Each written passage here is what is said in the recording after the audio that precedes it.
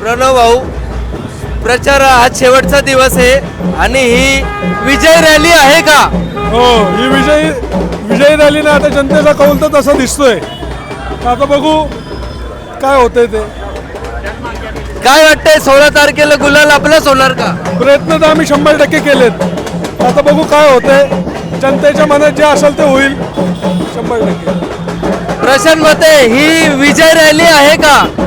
ही नक्कीच विजय रॅली ठरणार आहे, कारण का ज्या पद्धतीने नागरिक आम्हाला रिस्पॉन्स देतात ते आणि त्यांना त्यांच्या चेहऱ्यावरती जो आनंद आहे ती ही विजयाचीच रॅली आहे हे आम्ही ठामपणे सांगतो.